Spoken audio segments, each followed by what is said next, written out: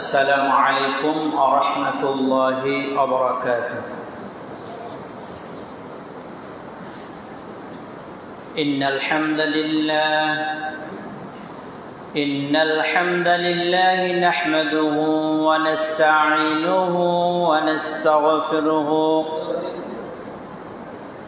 ونستغفره ونؤمن به ونتوكل عليه ونعوذ بالله من شرور أنفسنا ومن سيئات أعمالنا. من يهده الله فلا مضل له ومن يضلل فلا هادي له.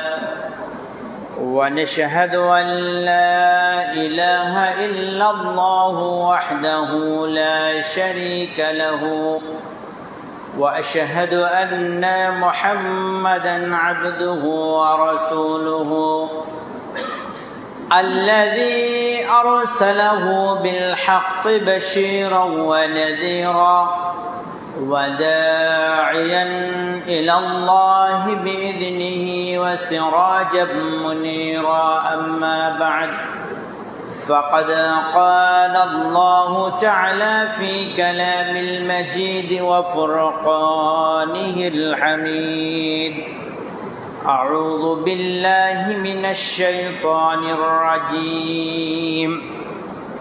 يا أيها الناس اعبدوا ربكم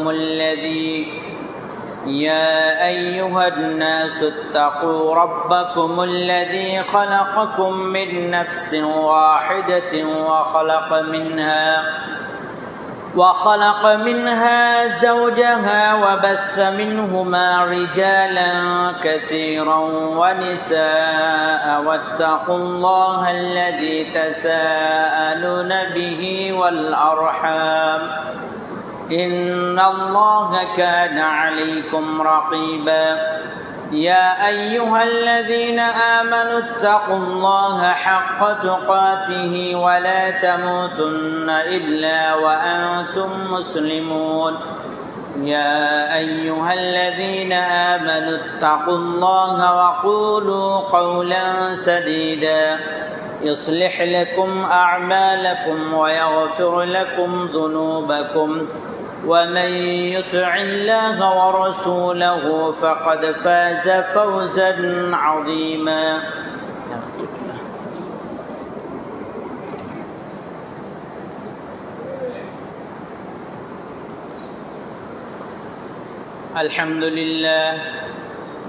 الحمد لله نحمده ونصلي على رسوله الكريم. أما بعد، أعوذ بالله من الشيطان الرجيم. يا أيها الذين آمنوا إنما الخمر والميسر والأنصاب والأزلام رجس من عمل الشيطان فاجتنبوه لعلكم تفلحون. প্রশংসা সেই মহান আল্লাহ সুবহানাহু ওয়া তাআলার জন্যে, যে মহান আল্লাহ সুবহানাহু ওয়া তাআলা আমাদেরকে সুস্থ এবং স্বাভাবিক অবস্থায় পৃথিবীর সর্বশ্রেষ্ঠ শান্তিময় স্থান এই জামে মসজিদে সমাবেত হওয়ার তৌফিক দান করেছেন। সে মহান রবের প্রশংসা করি, আলহামদুলিল্লাহ। দরুদ ও সালাম বর্ষিত হোক প্রিয় নবী মুহাম্মদুর রাসূলুল্লাহ, সকলে পড়ি সাল্লাল্লাহু আলাইহি ওয়াসাল্লাম। সম্মানিত প্রিয় উপস্থিতি, আজকে সংক্ষিপ্তভাবে দুইটা বিষয় নিয়ে আলোকপাত করব ইনশাআল্লাহ। এর মধ্যে একটা হলো, আমরা মুহররম মাসে অতিবাহিত করছি এই মুহররম সম্পর্কে সংক্ষিপ্ত কিছু কথা বলে, আর দ্বিতীয় বিষয় আমাদের এই যুব সমাজ অধঃপতনের কারণ এবং তার কিছু প্রতিকার নিয়ে সংক্ষিপ্তভাবে তথ্যবহুল কিছু আলোচনা পেশ করব ইনশাআল্লাহ। আল্লাহ সুবহানাহু ওয়া তাআলা পবিত্র কোরআনুল মাজিদের মধ্যে বলছেন, ইন্না ফি খালকিস সামাওয়াতি ওয়াল আরদ ওয়া ইখতিলাফিল লাইলি ওয়ান নাহার। আল্লাহ সুবহানাহু ওয়া তাআলা আকাশ এবং জমিন সৃষ্টি করেছেন এবং এই আকাশ এবং জমিন সৃষ্টির মাঝে তিনি রাত এবং দিন দিয়েছেন, এবং এই রাত এবং দিন এ উভয়ের মধ্যে আল্লাহ সুবহানাহু ওয়া তাআলা একটা পার্থক্য করে দিয়েছেন যে সারা দিন আমরা পরিশ্রম করব এবং রাতের বেলায় আমরা বিশ্রাম নিব। এই জন্য আল্লাহ সুবহানাহু ওয়া তাআলা আমাদেরকে রাত এবং দিন দিয়েছেন। অনুরূপভাবে আল্লাহ সুবহানাহু ওয়া তাআলা বলছেন যে আমি আকাশ এবং ইন্না ইদ্দাতাশ শাহুরি ইনদাল্লাহি 12 শাহরান ফি কিতাবিল্লাহ ইয়াওমা খালাকাস সামাওয়াতি ওয়াল আরদ। আল্লাহ সুবহানাহু ওয়া তাআলা এই দিন গণনা করার জন্যে আল্লাহ সুবহানাহু ওয়া তাআলা 12টা মাস আমাদেরকে উপহার দিয়েছেন, আর এই 12টা মাসের মধ্যে থেকে 4টি মাস আল্লাহ রাব্বুল আলামিন বিশেষ গুণে গুণান্বিত করেছেন। আর এই 4টি মাস হলো যুলহিজ্জা, যুলকাআদা, মুহররম এবং রজব। শাবান মাসের এই 3টি মাস যুলহিজ্জা, যুলকাআদা, যুলহিজ্জা এবং মুহররম পরপর 3টা, আর কয়েক মাস পরে শাবান মাসের পূর্বের মাস রজব মাস। এই 4টি মাস আল্লাহ সুবহানাহু ওয়া তাআলা বিশেষভাবে গুণান্বিত করেছেন। আর এই 4টি মাসের মধ্যে আরবি মাসের 12টি মাসের প্রথম মাস হলো মুহররম মাস। যেমনভাবে ইংলিশে 12টি মাসের মধ্যে প্রথমটি হলো জানুয়ারি, ঠিক অনুরূপভাবে আরবির প্রথম মাস হলো মুহররম মাস। আর এই মুহররম মাসকে কেন্দ্র করে মুহররমের আশারায়ে মুহররম মানে 10ই মুহররমকে কেন্দ্র করে বিশেষ কিছু ঘটনা ঘটেছে। যেমন এই দিনে অর্থাৎ মুহররম মাসের 10 তারিখে আল্লাহ সুবহানাহু ওয়া তাআলা মূসা আলাইহিস সালাতু ওয়াস সালামকে ফিরআউনের কবল থেকে রক্ষা করেছিলেন, এবং এই দিনে ফিরআউনকে সাগরে ডুবিয়ে মেরেছিলেন আল্লাহ সুবহানাহু ওয়া তাআলা 10ই মুহররম। নবী সাল্লাল্লাহু আলাইহি সাল্লাম যখন মক্কা থেকে মদিনায় হিজরত করে গেলেন, যাওয়ার পর দেখছেন যে মদিনাবাসীরা এই সিয়াম পালন করছেন। তখন নবী সাল্লাল্লাহু আলাইহি সাল্লাম বলছেন যে আমরা এই যে মূসা আলাইহিস সালাতু ওয়াস সালামের এই সিয়াম পালন করার ক্ষেত্রে মদিনাবাসীদের চাইতে আমরা অধিক হকদার। এইভাবে তিনি এই মুহররম মাসের সিয়াম পালন করেছেন এবং বলেছেন যে আমি অর্থাৎ ইহুদিরা মদিনাতে যেয়ে নবী সাল্লাল্লাহু আলাইহি সাল্লাম দেখলেন ইহুদিরা সিয়াম পালন করছে। এরপর নবী সাল্লাল্লাহু আলাইহি সাল্লাম বললেন যে আমরা ওই ইহুদিদের চাইতে অধিক হকদার মূসা আলাইহিস সালামের সুন্নাতকে অনুসরণ করার ক্ষেত্রে। এরপর নবী সাল্লাল্লাহু আলাইহি সাল্লাম বললেন যে ইহুদিরা 10ই মুহররম সিয়াম পালন করে, আর আমরা কি করব? আল্লাহ যদি আগামী বছর আমাকে বাঁচিয়ে রাখেন, এটি নবী সাল্লাল্লাহু আলাইহি সাল্লাম বলেছিলেন যে যদি আল্লাহ রাব্বুল আলামিন আমাকে বাঁচিয়ে রাখেন আগামী বছরে 9 এবং 10 দুই দিন আমি সিয়াম পালন করব। কারণ 10ই মুহররমকে কেন্দ্র করে যে ইহুদিরা সিয়াম পালন করে তাদের বিপরীতে আমাদেরকে সিয়াম পালন করতে হবে, অর্থাৎ ইহুদিরা যে পথে যাবে তার বিপরীত পথ আমাদেরকে অনুসরণ করতে হবে। ইহুদিরা আমাদের শত্রু, ইসলামের শত্রু, মুসলিমের শত্রু, যুগে যুগে যে নবী এবং রসুল এসেছেন এদের হচ্ছে চিরশত্রু হচ্ছে ইহুদিরা। ইহুদিরা হচ্ছে লানত-প্রাপ্ত একটি জাতি। এই ইহুদিদের বিরোধিতা করার জন্যে নবী সাল্লাল্লাহু আলাইহি সাল্লাম বলেছেন, আমি আগামী বছর বেঁচে থাকলে 10 তারিখ তো সিয়াম পালন করব, আমি 9 তারিখেও সিয়াম পালন করব, তাহলে ইহুদিদের বিরোধিতা হবে। এবং এই আশুরায়ে মুহররমের কয়েকটি ফজিলত সম্পর্কে রাসূল করিম সাল্লাল্লাহু আলাইহি সাল্লাম এবং আশুরায়ে মুহররম, যেহেতু আজকে দুইটা বিষয় নিয়ে সংক্ষিপ্তভাবে আলোচনা করব, দুইটাই বিস্তারিত আলোচনা। নবী সাল্লাল্লাহু আলাইহি সাল্লাম বলছেন, ইবনে আব্বাস রাদিয়াল্লাহু তাআলা আনহু বর্ণনা করেন, নবী করিম সাল্লাল্লাহু আলাইহি সাল্লাম বলছেন, হাযা ইয়াউমুন আযীমুন আনজাহুল্লাহু মূসা, অর্থাৎ এই দিনটি, কোন দিনটা? এটি হচ্ছে আশারায়ে মুহররম, 10 মুহররমের এই দিনটা। আনজাহুল্লাহু মূসা, অর্থাৎ মূসা আলাইহিস সালামকে আল্লাহ কি করেছেন? বাঁচিয়েছিলেন। ওয়াকাউমাহু ওয়াগররাকা ফিরআউন, অর্থাৎ ফেরাউনকে এই দিনে আল্লাহ ডুবিয়ে মেরেছিলেন ওই নদীতে। ফাসামাহু মূসা শুকরান, এর জন্য মূসা আলাইহিস সালাম শুকরিয়া আদায় করে, অর্থাৎ আল্লাহর প্রতি কৃতজ্ঞতা প্রকাশ করার জন্য এই সিয়াম পালন করেছেন। ফানাহনু নাসুমুহু, এবং তারা, নবী সাল্লাল্লাহু আলাইহি সাল্লাম বলছেন, আমরা সবাই সিয়াম পালন করব। ফাকাল রাসূলুল্লাহ সাল্লাল্লাহু আলাইহি সাল্লাম ফানাহনু আহাক্কু ওয়া আওলা বিমূসা, যে আমরা হলাম মূসা আলাইহিস সালামের চাইতে অধিক হকদার এই সিয়ামটা পালন করার ক্ষেত্রে। ফাসামা রাসূলুল্লাহ সাল্লাল্লাহু আলাইহি সাল্লাম ওয়া আমারা বিসিয়ামিহি, এরপর নবী সাল্লাল্লাহু আলাইহি সাল্লাম নিজে সিয়াম পালন করলেন এবং সাহাবীদেরকে এই সিয়াম পালন করার প্রতি তিনি কি করলেন? নির্দেশ দিলেন। এর আগে এই যে মুহররম মাসের সিয়াম, এটা আমাদের জন্য ফরজ ছিল। যখন দ্বিতীয় হিজরিতে রমজান মাসের সিয়াম ফরজ হলো, তখন ওই যে মুহররম মাসের যে সিয়াম, এটা কিন্তু আমাদের উপর ঐচ্ছিক হয়ে যায়। নবী সাল্লাল্লাহু আলাইহি সাল্লাম বলছেন, যার ইচ্ছা সে এই সিয়াম পালন করবে, আর যার ইচ্ছা এই সিয়াম পরিত্যাগ করবে। অর্থাৎ ওই যে ফরজ ছিল, যখন 1 মাস রমজান মাসের সিয়াম ফরজ হলো, আশুরা এ মুহররমের যে সিয়াম ছিল এটা আমাদের উপর ঐচ্ছিক হয়ে যায়। তবে এই সিয়ামের অনেক গুরুত্ব রয়েছে।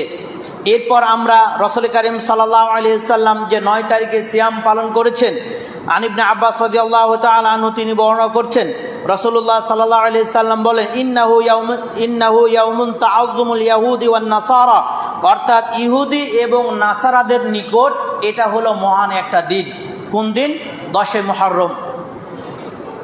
ফাইদা কানাল আমুল মাকবুল, যখন নবী সাল্লাল্লাহু আলাইহি সাল্লাম উপস্থিত হলেন ইনশা আসামাহু ইয়াউমিত তাসি, তখন নবী সাল্লাল্লাহু আলাইহি সাল্লাম বললেন যে ইহুদি এবং খ্রিস্টানদের নিকট যেহেতু এটা একটা মহান দিন, তারা এই দিনটাতে সিয়াম পালন করে, আল্লাহ যদি আমাকে বাঁচিয়ে রাখেন তাহলে ইনশা আসামাহু ওয়ামান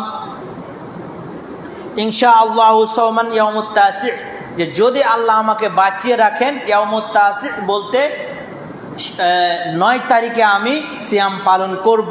অর্থাৎ ইহুদিদের বিরোধিতা করে আমি 9 এবং 10 2 দিন আমি সিয়াম পালন করব। অতএব আমাদেরকে কি করতে হবে? এই দিনে সিয়াম পালন করতে হবে। এর পূর্বে নবী সাল্লাল্লাহু আলাইহি সাল্লাম মারা যাওয়ার কারণে আর তিনি 9 তারিখে সিয়াম রাখতে পারেননি। তবে এটি হাদিস এবং এটি সুন্নাহ, আমাদেরকে পালন করতে হবে।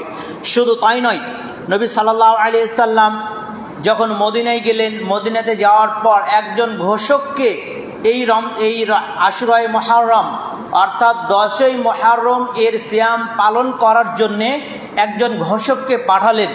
অর্থাৎ একজন ঘোষক নিযুক্ত ছিল সে সময়। নবী সাল্লাল্লাহু আলাইহি সাল্লাম তাকে বললেন যে তুমি যাও, মদিনার আশপাশে যে সকল গ্রামে আনসাররা রয়েছেন ওই গ্রামে গিয়ে তুমি ঘোষণা করে দাও যে যারা সকাল করে সিয়াম পালন করেছে, অর্থাৎ লাইটটা দিয়ে দেন, এরপর যারা সিয়াম অবস্থায় সকাল করেছে এরা যেন কি করে? এই সিয়ামটা যেন পূর্ণ করে। আর যারা সিয়াম না করে সকাল করেছে, এই ব্যক্তি যেন পরবর্তী দিন এটা হচ্ছে পূর্ণ করে নেয়। নবী সাল্লাল্লাহু আলাইহি সাল্লাম এই যে আশুরা 10ই মুহররমের সিয়ামের গুরুত্ব বোঝানোর জন্য এটি বলা হয়েছে।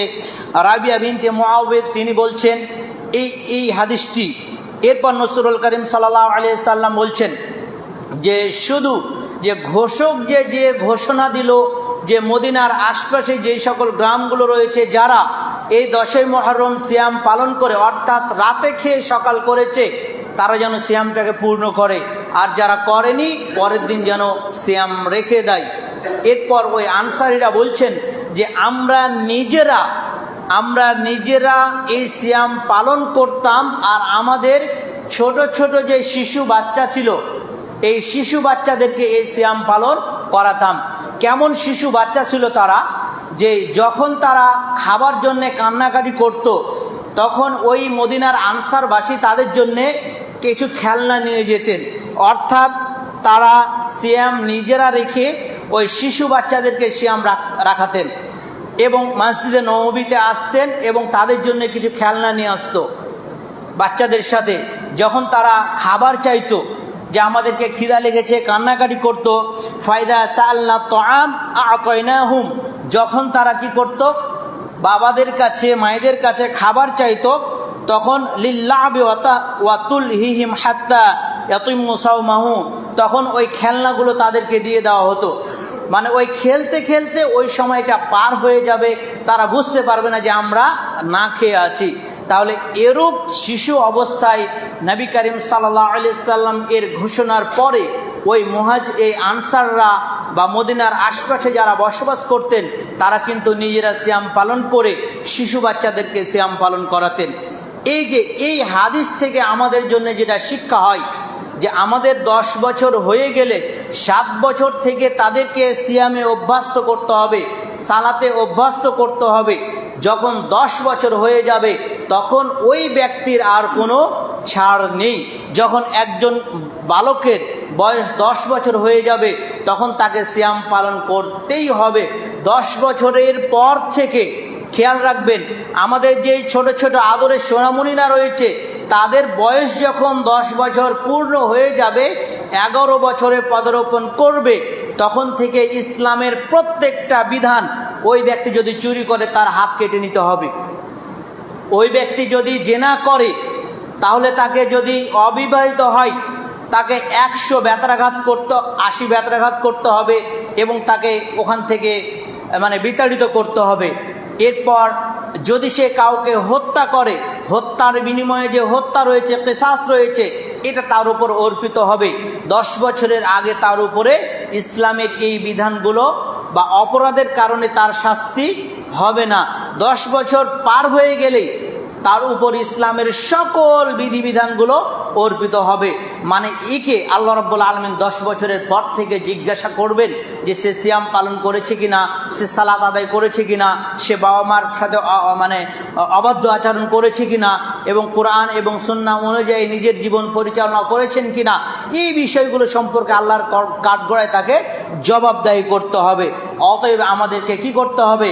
আমরা এখন শিশু বাচ্চাদেরকে সিয়াম পালন করাই না, কারণ যদি বড় হয়ে গেছে, 10 বছর নয় 20 বছর হয়ে গেছে, ছেলের পরীক্ষা রয়েছে, মা বাবা আমরা সিয়াম পালন করতে দিই না, শুকিয়ে যাবে, পড়ার ব্যাঘাত ঘটবে, ইত্যাদি ইত্যাদি আমাদের অজুহাত।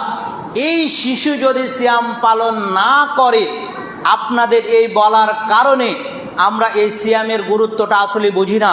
যদিও এটা আমাদের রমজানের মৌসুম নয়, তারপরেও কিন্তু বিষয়টা অনেক গুরুত্বপূর্ণ। যেহেতু এই 10 মুহররম কেন্দ্রিক নবী সাল্লাল্লাহু আলাইহি সাল্লাম এই ঘোষণা দেওয়ার পরে মদিনাবাসী এইভাবে শিশুদেরকে সিয়াম পালন করিয়েছেন, বিধায় আজকের আলোচনার মধ্যে এই বিষয়টি অনেকটাই গুরুত্বপূর্ণ।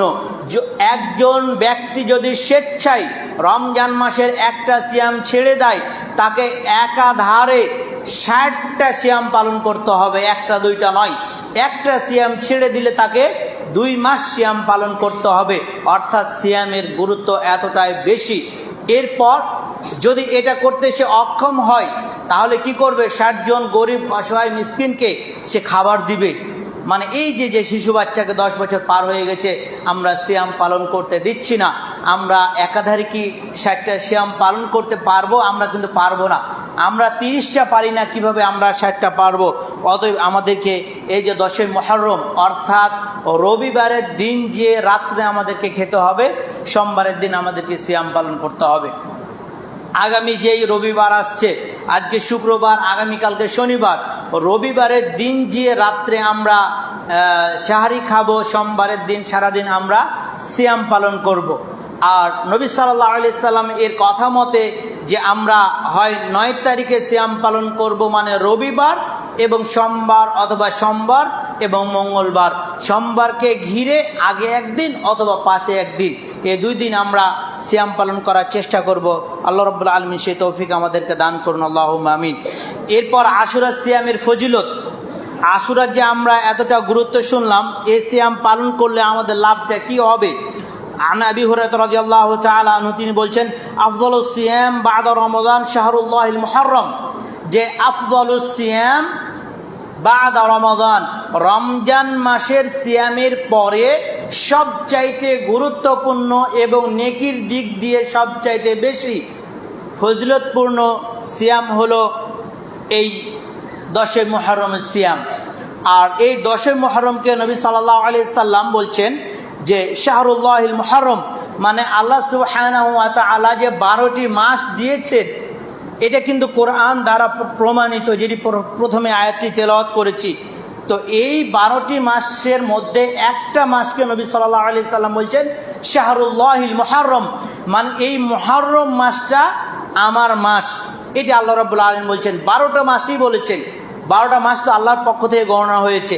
এর মধ্যে এই মাসটাকে নিয়ে, মানে বছরের শুরু, আরবি বছরের শুরুর প্রথম মাসটি হলো মুহররম মাস, আর এই মুহররম মাসটাকে তিনি বলছেন শাহরুল্লাহিল মুহররম, মানে আল্লাহর সম্মানিত এই মাস। অর্থাৎ বিশেষ গুরুত্বের জন্য নবী আল্লাহ রাব্বুল আলামিন নিজেই বলছেন এটি হচ্ছে আমার মাস। ও আফযালুস সালাত বা'দাল ফরিদাতুস সালাতিল লাইল, আর ফরজ সালাতের পরে সবচাইতে গুরুত্বপূর্ণ সালাত হচ্ছে তাহাজ্জুদের সালাত, কিয়ামুল লাইল। অর্থাৎ এই হাদিসটি দ্বারা আমরা এটা বুঝতে পারি যে রমজান মাসের পরে গুরুত্বপূর্ণ সিয়াম হলো এই যে 10 মুহররমের সিয়াম, আর ফরজ সালাতের পরে গুরুত্বপূর্ণ বা বেশি নেকি পাবো যে সালাতে, এটি হচ্ছে তাহাজ্জুদের সালাত। এরপর এটি হলো ফজিলত। আর আমরা এখান থেকে কতটুকু আমরা লাভবান হতে পারবো এই 10 মুহররমের সিয়াম পালন করে? রাসূল কারীম সাল্লাল্লাহু আলাইহি সাল্লাম বলছেন, আন কাতাদা রাদিয়াল্লাহু তাআলা আনহু তিনি বর্ণনা করেছেন, সিয়াম ইয়াউমি আশুরা আহতাসিবু আলাল্লাহি আন ইউকাফিরা সানাতা আল্লাতী ক্বাবলাহু, যে ব্যক্তি 10 মুহররম সিয়াম পালন করবেন, এই ব্যক্তির ক্বাবলাহু আছে, আরও একটা হাদিসে বাদাহু রয়েছে, মানে 1 বছরের পূর্বের 1 বছরের গুনাহের কাফফারা হবে এই সিয়ামটা যদি আমরা পালন করি। অতএব আমাদেরকে চেষ্টা করতে হবে যে এই সিয়ামটা পালন করলে আমাদের 1 বছরের ছোট ছোট গুনাহগুলো আল্লাহ রাব্বুল আলামিন ক্ষমা করে দিবেন। আল্লাহ রাব্বুল আলামিন আমাদেরকে এই ফজিলত বুঝে সিয়াম পালন করার তৌফিক দান করুন, আল্লাহুম্মা আমিন। এবং আশুরায়ে মুহররম, মানে 10 মুহররম কেন্দ্রিক যেই সকল বিদআতগুলো রয়েছে, যদিও আমাদের মাঝে নেই, এবং কারবালার যে ঐতিহাসিক কারবালার যে ঘটনা রয়েছে, আমরা মুহররমকে, ওই কারবালার ঘটনাকে মুহররমের মাসে নিয়ে এসে ঢুকে দিই, কিন্তু ওই ঘটনা আর এই ঘটনা এর মাঝে প্রায় 60 বছরের একটা মানে ব্যবধান রয়েছে। তো কারবালার ঘটনা এটা একটা দীর্ঘ আলোচনা। তো আজকে যেহেতু আশুরায়ে মুহররম, একেবারে মুহররমের আমরা নিকটবর্তী হয়েছি, তাই মুহররম কেন্দ্রিক যেই হাসান এবং হুসাইনের শোক পালন করার উদ্দেশ্যে 10 মুহররম, যে সেই দিন পানি পান করতে দেওয়া হয়নি ফুরাত নদীর, এই জন্যে আমরা, যদিও এটা আমাদের মাঝে নেই, তবে এটা সোশ্যাল মিডিয়াতে আপনারা অনেকেই দেখবেন, একটা মানে অপরাধীকে মারতে মারতে তারা মেরে ফেলেন, এই জন্যে তারা একটা ছাগলকে এইভাবে পিটাতে থাকে, পিটাতে পিটাতে ছাগলটাকে মেরে ফেলে। এরপর দেখবেন যে অনেকেই অস্ত্র নিয়ে আছে বা চাকু বা ধারালো কোনো কিছু নিয়ে আছে, একাই একাই নিজের শরীরে এভাবে আঘাত করছে। এটা হচ্ছে শিয়াদের কাজ। এবং যারা ওই যে 10 মুহররমের সিয়ামকে কারবালার ওই ঘটনাকে 10 মুহররমের মধ্যে নিয়ে আসেন। এরা এই সকল কাজগুলো করেন, অর্থাৎ এই সমস্ত। তারপর অনেকেই মনে করেন যে এই 10 মুহররম আমরা যদি সালাত আদায় করি আমাদের প্রায় 50 বছরের গুনাহ মাফ হয়ে যাবে। এই সংক্রান্ত যেগুলো কথা রয়েছে এগুলো সম্পূর্ণটাই ভিত্তিহীন এবং মিথ্যা। আমাদেরকে 1 বছরের গুনাহ মাফ হবে এটা আমাদেরকে বিশ্বাস করতে হবে। নবী সাল্লাল্লাহু আলাইহি সাল্লাম সিয়াম পালন করেছেন, ওই সুন্নাহ এর অনুসরণ করা এই হিসেবে আমাদেরকে পালন করতে হবে। এবং এটি মুসা আলাইহিস সালাম যেই সিয়াম পালন করেছিলেন তার এই সুন্নাহ অনুসরণ করার জন্য আমাদেরকে এই সিয়াম পালন করতে হবে। আল্লাহ রাব্বুল আলামিন আমাদেরকে এই মুহররমের মাসের সিয়াম পালন করার তৌফিক দান করুন, আল্লাহুম্মা আমিন। এরপর সংক্ষিপ্তভাবে দ্বিতীয় যে বিষয়টি আমাদের যুব সমাজ এর অধঃপতনের কারণ এবং এখান থেকে বাঁচার উপায়, এই সম্পর্কে যদি আলোচনা করতে যাই, প্রথমে আল্লাহ রাসূল সাল্লাল্লাহু আলাইহি সাল্লাম বলছেন, আন ইবনে আব্বাস রাদিয়াল্লাহু তাআলা আনহু, তিনি বলছেন, আন্না নাসুন মিন আহলিল মুশরিকিনা মিন আহলি শিরক কানু ক্বাদ কাতালু ওয়া আকতারু। অর্থাৎ আমরা যারা যুবক এবং বৃদ্ধ যে শ্রেণীতে রয়েছি আমাদেরকে আল্লাহর পথে আমাদেরকে ফিরে আসতে হবে। আমরা আজকের পূর্ব থেকে, জুমার নামাজের পূর্ব থেকে যে যতটুকু পাপ করেছি এবং ভালো আমল করেছি, পাপ করলে আমাদেরকে তওবা করতে হবে। আল্লাহ রাব্বুল আলামিন আমাদের তওবা কবুল করে আমাদেরকে সঠিক পথে ফিরে আসতে হবে। রাসূল কারীম সাল্লাল্লাহু আলাইহি সাল্লাম বলছেন, আন্না নাসুন মিন আহলি শিরক। অর্থাৎ জাহিলি যুগে 2 জন মুশরিক নবী সাল্লাল্লাহু আলাইহি সাল্লামের নিকট আসলেন, কানু ক্বাদ কাতালু ওয়া আকতারু। তাদের মধ্যে একজন বলছেন, হে আল্লাহ রাসূল সাল্লাল্লাহু আলাইহি সাল্লাম, আমি অনেক মানুষকে কি করেছি? হত্যা করেছি। ওয়াজানু ওয়া আকতারু, আমি অধিক পরিমাণ জিনা করেছি। ফাতু মুহাম্মদ সাল্লাল্লাহু আলাইহি ওয়াসাল্লাম। এরপর ওই 2 জন ব্যক্তি মুহাম্মদ সাল্লাল্লাহু আলাইহি সাল্লামের নিকট আসলো এবং বলল যে, ইন্নাল্লাযীনা তাকুলুনা ওয়া তাদউনা, আপনি যেই পথে মানুষকে আহ্বান করেন, অর্থাৎ যেই পথে মানুষকে খবর দিচ্ছেন তোমরা সত্যের পথে আসো, আল্লাহর পথে আসো, এই যে আপনি যে দাওয়াতটা দিচ্ছেন এটি হলো সত্য। এভাবে নবী করিম সাল্লাল্লাহু আলাইহি সাল্লামের নিকট ওই 2 জন ব্যক্তি এসে কথা বলছে। নবী সাল্লাল্লাহু আলাইহি সাল্লামের নিকট এইভাবে বর্ণনা করছে, তাদের উদ্দেশ্য হলো যে আপনার যে সঠিক সত্য দাওয়াত এটা আমরা গ্রহণ করতে চাই। তো আমাদের জন্য কোনো তওবার পথ রয়েছে নাকি নেই? কারণ তারা অধিক পরিমাণ জিনা করেছে, মানুষকে হত্যা করেছে। নবী সাল্লাল্লাহু আলাইহি সাল্লাম বললেন যে আজকের পূর্ব থেকে তুমি আল্লাহর কাছে তওবা করো, আল্লাহ রাব্বুল আলামিন পূর্বের গুনাহগুলো ক্ষমা করে দিবেন। তবে তওবার শর্ত হলো আল্লাহ যেই পাপ করছি আল্লাহর কাছে এই পাপ স্বীকার করে তওবা করতে হবে, পরবর্তীতে এটা আর করা যাবে না। এরপর রাসূল কারীম সাল্লাল্লাহু আলাইহি সাল্লাম বলছেন, সময় অনেক সংক্ষিপ্ত, আন ইবনে মাসউদ রাদিয়াল্লাহু তাআলা আনহু তিনি বর্ণনা করছেন, লা তাযালু কদমা ইবনি আদম ইয়াউমাল কিয়ামাতি মিন ইনদা রাব্বিহি হাত্তা ইয়াসআলু আন খামসিন। অর্থাৎ কাল কিয়ামতের ময়দানে কোনো আদম সন্তান এক ধাপ অতিবাহিত হতে পারবে না যতক্ষণ তাকে 5টা প্রশ্ন করা না হবে। অর্থাৎ 5টা প্রশ্ন করার পরে আপনি এবং আমি সামনের দিকে এগোতে পারবো। তার মধ্যে প্রথমটি রাসূল সাল্লাল্লাহু আলাইহি সাল্লাম বলছেন, আন উমরিহি ফিমা আফনাহু, আপনাকে যে 60 বছর, 70 বছর, 10 বছর, অর্থাৎ যে বয়সে মৃত্যুবরণ করেছেন এই বয়স সম্পর্কে আপনাকে আমাকে জিজ্ঞাসা করা হবে যে তোমাকে যে 60 বছর বয়স দেওয়া হলো এটা তুমি কোন পথে ব্যয় করেছো। এই সম্পর্কে আল্লাহ রাব্বুল আলামিন আমাকে আপনাকে প্রশ্ন করবে, 1 নম্বর প্রশ্ন।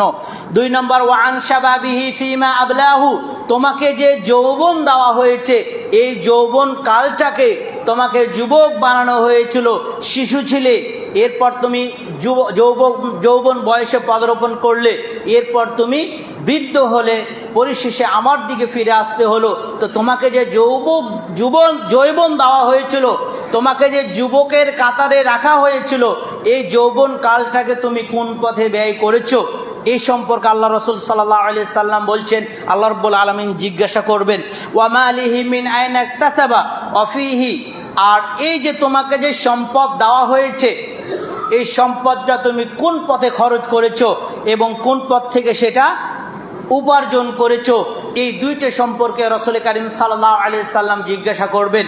আর 5 নম্বর হলো তোমাকে যে জ্ঞান দেওয়া হয়েছে এই জ্ঞান থেকে কতটুকু মানুষ উপকৃত পেয়েছে এবং কতটুকু তুমি তোমার জ্ঞানকে কাজে লাগিয়েছো, এই 5টা প্রশ্ন জিজ্ঞাসা করবে। অতএব হে যুবক ভাই, আজকে বর্তমান আমি এখন বললি যে আমার এই বাবুরঘোন গ্রাম, কারণ এই বাবুরঘোনে আমি থাকি 30 দিন, বাসায় থাকি হয়তো বা 3 দিন, মাসে 3 দিন অথবা 1.5 মাস বা 2 মাসে 3 দিন বাসায় থাকি, অর্থাৎ এটা হলো আমার গ্রাম। আমার দায়িত্ব হলো আপনাদেরকে সঠিক পথে ফিরিয়ে আসার জন্য যে সকল পথগুলো বলে দেওয়ার, এটা মানার দায়িত্ব কিন্তু আপনার। আচ্ছা, যে বয়সটা আমাদেরকে দেওয়া হয়েছে, একজন যুবক বা বৃদ্ধ বা মধ্যবয়সী কেউ কি বুকে হাত দিয়ে বলতে পারবেন যে আমি আল্লাহর কাছে এর সঠিক ব্যাখ্যা আমি দিতে পারবো? আমরা কিন্তু পারবো না। এই যে যুবক ভাইরা আমরা সারা রাত ফেসবুকে কাটাই দিই, সালাত আদায় করি না, আমরা মেয়েদের সাথে চ্যাটিং করি, এই যে তাদের সাথে আমরা জেনায় লিপ্ত হই, আজকে কেন এতটা জেনা ব্যভিচার বৃদ্ধি হয়েছে? কারণ রাসূল করিম সাল্লাল্লাহু আলাইহি সাল্লাম বলছেন কিয়ামতের পূর্বে যে কাজগুলো ঘটবে, যে ইন্না মিন আশরাতুস সাআহ, কিয়ামতের পূর্বে মানে কিয়ামত হওয়ার জন্য কয়েকটা শর্ত রয়েছে। 1 নম্বর শর্ত হচ্ছে আইয়ারফা আল ইলম, মানে ইলম, আলেমদেরকে উৎসে নেওয়ার মাধ্যমে ইলম শূন্য হয়ে যাবে পৃথিবী। যেমন কিছুদিন আগেই আমাদের অনেকে হয়তো দেখেছেন আব্দুস সামাদ সালাফি মারা গেছেন, আল্লাহ তাকে জান্নাতবাসী করুন। তিনি অনেক বড় মাপের একজন আলেম ছিলেন এবং বাংলাদেশে হাতে গোনা কয়েকজন আলেমের মধ্যে তিনি ছিলেন একজন, তিনি মারা গেছেন। এভাবে আরও অনেকে অসুস্থ রয়েছেন। তো এই যে রাসূল করিম সাল্লাল্লাহু আলাইহি সাল্লাম বলছেন আলেমদের মৃত্যুর মাধ্যমে ইলমকে এই পৃথিবী থেকে উৎসে নেওয়া হবে, যতক্ষণ উৎসে নেওয়া হবে না ততক্ষণ কিয়ামত হবে না। এরপর বলছেন ওয়ায়াসবুতুল জাহাল, মূর্খতা বৃদ্ধি পাবে। আমরা শিক্ষিত হয়েও যেন মূর্খ, ওই আইএমএ জাহিলি যুগের মতো আমরা জীবনযাপন করি। আমরা সামান্য ক্ষমতার লোভে, দাপটের লোভে অল্প কিছু সম্পদ বৃদ্ধি হয়েছে, এই জন্য আমাদের ধারে কাছে কেউ আসতে পারে না। এই যে মূর্খতা, জাহেলিয়াত, অন্ধকার, বর্বরতা যে আমাদের সমাজে ছেয়ে পড়েছে, এই যতক্ষণ ছেয়ে না পড়বে ততক্ষণ কিয়ামত হবে না। অতএব আমরা এখনই দেখতে পাই অবাধ মিলামিশা, সহশিক্ষা, বাবা মায়ের কোনো এই বিষয়ে কোনো মাথা ঘামানো নেই। বাবা মার শাসন ছেলে মেয়েদের ক্ষেত্রে একেবারে উঠে গেছে। এই জন্য ইয়াসবুতুল জাহাল, জাহেলিয়াতটা আমাদের সমাজে বৃদ্ধি পেয়েছে। ওয়ায়াশরাবুল খাম, আর যতক্ষণ সমাজে মদ পানকারী, বিড়ি, সিগারেট, তামাক, জর্দা, গুল, ইয়াবা, এগুলো যতক্ষণ মানুষ বেশি বেশি ভক্ষণ না করবে ততক্ষণ কিয়ামত হবে না। আজকে 10 বছরের একটা শিশু বিড়ি খায়, কালকে রাত 11টার সময় বাসা থেকে ময়লা ফেলতে বের হয়েছি, 2 জন ছেলে 2টা সিগারেট, বয়স কত হবে? হয়তো 12 থেকে 13 বছর হবে, এই মাদ্রাসার সামনে দিয়ে আসছে। তো এই যে অধপতন, এটার কারণ হলো বাবা, এটার কারণ হলো মা, এটার কারণ হলো আমাদের সমাজ ব্যবস্থা। এটা হলো আইয়ামে জাহিলি যুগের এই যে ইয়াসবুতুল জাহাল, যে মূর্খতা বৃদ্ধি পেয়েছে, জাহিলিয়াতটা আমাদের সমাজে একেবারে ছেয়ে গেছে এই জন্যে। তো এই যে ওয়ায়াশরাবুল খামর, আমরা নেশাজাত দ্রব্য, কুল্লু মুস্কিরিন খামরুন ওয়া কুল্লু মুস্কিরিন হারাম, প্রত্যেক নেশাজাত দ্রব্য হলো মদ, আর প্রত্যেক মদ হচ্ছে হারাম। এই যে আমরা বিড়ি খাই, যেখান থেকে বিড়ির উৎপত্তি সেখান থেকে গুলের উৎপত্তি, সেখান থেকে জর্দার উৎপত্তি, আর এগুলো কোনো মতেই কোনোভাবে হালাল হওয়ার কোনো প্রমাণ, দলিল, কোনো যুক্তি, তর্ক, কোনো দিক দিয়েই এগুলো হালাল এর প্রমাণ নেই। যারা আমরা মাকরু বলি তারা এই যে এই গন্ধযুক্ত গুল, জর্দা অথবা বিড়ি খাই বিধায় আমরা এটাকে বলি, এটা তাদের একটা মূর্খতা। অতএব আমাদেরকে কি করতে হবে? এগুলো আমাদের সমাজ থেকে উৎখাত করতে হবে। ওয়ায়াযহারু জিনা, আর যতক্ষণ জিনা মানে জেনার যে প্রকাশ না পাবে ততক্ষণ এখন অহরহ জেনা বেড়ে গেছে। বাবা মেয়ের সাথে জেনা করছে, এটা তো আমাদের অজানা নয়। শ্বশুর বউয়ের সাথে জেনা করছে, এটা আমাদের অজানা নয়। জামাইয়ের সাথে শাশুড়ি জেনা করছে, এটা আমাদের অজানা নয়। ভাই বোনের সাথে জেনা করছে, দেবর ভাবির সাথে জেনা করছে, জেনায় লিপ্ত হচ্ছে, সহবাস করছে, এগুলো আমাদের জানার বাইরে নয়। কেন এগুলো এতটা ব্যাপক হয়েছে? এই যে এই হাদিস, বুখারী শরীফের হাদিস যে ওয়ায়াদহারু জিনা, জেনাটা ব্যাপক হারে হচ্ছে প্রকাশ পাবে, যেটি আমাদের মাঝে প্রকাশ পেয়েই গেছে। অতএব হে যুব সমাজ, আপনাদের মাধ্যমে ইসলামের জয় আসবে, আপনাদের মাধ্যমেই আমাদের দেশ নতুনভাবে স্বাধীন হয়েছে, আপনার মাধ্যমেই বদর, ওহুদ, খন্দক এই সকল ইসলামের বড় বড় যুদ্ধগুলোতে জয়ী হয়েছে, ইসলামের বিজয়ে পতাকা তুলেছে এই আপনাদের অবদানের কারণেই। অতএব আমরা যেন আমাদের এই বয়সটাকে হেলাই খেলায় পার করে না দিই। আজকে হয়তো আমরা মনে করি বয়স 30 বছর হয়েছে, মাত্র একটা বাচ্চা হয়েছে, এখনই কি সালাত আদায় করব? বয়সটা 40-এর ঘরে যাক, এখনই দাড়ি ছাড়ার কি প্রয়োজন আছে? বয়সটা 45 বছর বা 50 বছর হোক, তখনই হয়তো দাড়িটা ছাড়বো। আপনি চাইলে মানুষকে ভালো কথা বলতে পারেন, কিন্তু আমলে পরিণত করাটা সহজ নয়। আপনার সম্পদ অনেক থাকতে পারে, সঠিক পথে ব্যয় করতে পারাটা সহজ কাজ নয়। এই যে মসজিদ, মাদ্রাসা, এই প্রতিষ্ঠান, সমাজের ভালো ভালো কাজ সবাই করতে পারি। এই মসজিদ তৈরি করতে পারি, একতলা হয়েছে, 2 তলার কাজ কমপ্লিট হয়েছে, আবার আরও একতলা হবে, সব কিছু বৃদ্ধি হবে, কিন্তু সমাজ পরিবর্তন করা সহজ বিষয় নয়। অতএব আমাদের এই যুবক ভাই, আপনাদেরকে দায়িত্ব নিতে হবে, আপনাদেরকে সঠিক পথে ফিরে আসতে হবে। আপনাদের শয়তানের ধোঁকায় পড়ে নিজের জীবন, যৌবন, শিক্ষা দীক্ষা, জ্ঞান, গরিমা একেবারে যে নিঃশেষ করে দিচ্ছেন, এটা থেকে আমাদেরকে বের হয়ে আসতে হবে। কেন চাকরি নেই? যোগ্য সন্তান কেন নেই? আমরা নকল করে পাশ করি। আমরা এটাকেই মনে করেছি, আমাদের সমাজের সবাই জেনা করছে, মনে করছি এটাই হলো বিধান। এটা কিন্তু বিধান নয়। সবাই চুরি করছে, সবাই ন্যায্য মূল্য না নিয়ে বেশি দামে বিক্রি করছে। আমরা হয়তো মনে করি এটাই আমাদের হচ্ছে সমাজ, এভাবে হয়তো চলতে হয়। বিষয়গুলো কিন্তু এমনটি নয়। আপনাকে প্রত্যেকটা বিষয় সম্পর্কে আল্লাহর কাঠগড়ে আপনাকে জবাবদিহিতা করতে হবে। আপনি জীবন কোথায় শেষ করেছেন? লাস্টের একটা হাদিস বলে শেষ করব। রাসূল করিম সাল্লাল্লাহু আলাইহি সাল্লাম বলছেন যে 7 শ্রেণীর ব্যক্তিকে আল্লাহ রাব্বুল আলামিন আরশ আজিমের নিচে ছায়া দান করবেন। যেদিন সূর্যটা থাকবে মানুষের আধ হাত উপরে, যেমন ভাতের হাঁড়ি টকবক করে ফুটে, এইভাবে আমাদের মগজগুলো ফুটতে থাকবে। সেদিন 7 শ্রেণীর ব্যক্তিকে আল্লাহ রাব্বুল আলামিন আরশে, আর রহমান ও আলাল আরশি ইস্তাওয়া, তিনি যে আরশের উপর সমাসীন রয়েছেন, এই আরশের ছায়ার নিচে 7 শ্রেণীর ব্যক্তিরা থাকবে। তার মধ্যে কয়েক শ্রেণীর কথা বলবো। যে ওয়াশাবুন নাশা ফি ইবাদাতিল্লাহি, ওই যুবক যে তার এই যৌবন কালটাকে, অর্থাৎ 10 থেকে নিয়ে 35 বছর এই বয়সটাকে যে আল্লাহর ইবাদতে কাটিয়েছে, এই যুবককে আল্লাহ রাব্বুল আলামিন কাল কিয়ামতের ময়দানে আরশের নিচে ছায়াদান করবেন। এরপর ওয়া রাজুলুন তাহাব্বান ফিল্লাহি ইজতামাআ আলাইহি ওয়া তাফাররাকা আলাইহি, ওই যুবক যে যুবক বন্ধুত্ব করেছে কারোর সাথে আল্লাহর ভালোবাসা অর্জন করার জন্যে, আবার তার সাথে বন্ধুত্ব ত্যাগ করেছে আল্লাহর ভালোবাসা অর্জন করার জন্যে। একটা কারণের আয়াত রয়েছে যে কাল কিয়ামতের ময়দানে যারা জালেম হবে এবং যারা অসৎ অর্থাৎ বিপদগামী খারাপ বন্ধুদেরকে বন্ধু হিসেবে গ্রহণ করবে, তারা সেদিন আফসোস করে বলবে যে হাই, আমি যদি আল্লাহ এবং তার রসুলের পথ অবলম্বন করতাম। তারা তাদের নিজের হাতকে কামড়াবে আর আফসোস করে বলতে থাকবে যে যদি আমি আল্লাহ এবং তার রসুলকে আমি সঠিক আমাদের নেতা হিসাবে, আমাদের আদর্শ হিসাবে, আমার চলার পথ হিসাবে আমি গ্রহণ করতাম, তাহলে আজ আমার উপর এই শাস্তি আসতো না। এরপর যারা এই যে অসঙ্গ বন্ধু অর্থাৎ খারাপ বন্ধুর সাথে চলাফেরা করছেন, এরাও কিন্তু আফসোস করে হাত কামড়াবে আর বলতে থাকবে হাই, আমি যদি এর সাথে না মিশতাম, কারণ এইভাবে এসেছে, ওর সাথে মেশার কারণে আল্লাহর পথ থেকে আমি দূরে সরে গেছি, ওর সাথে চলার কারণে উনি আমাকে আল্লাহর পথ থেকে দূরে সরিয়ে রেখেছে। এইভাবে আমরা আফসোস করতে থাকবো কিয়ামতের দিন, আর নিজের হাতকে নিজে আমরা কামড় দিব। অতএব আমাদেরকে ফিরে আসতে হবে। বলছিলাম ওয়ারাজুলান তাহাব্বান ফিল্লাহি ইজতামা আলাইহি ওয়া তাফাররাকা আলাইহি, আপনার সাথে আমার বন্ধুত্ব হবে আল্লাহর ভালোবাসা অর্জনের জন্য।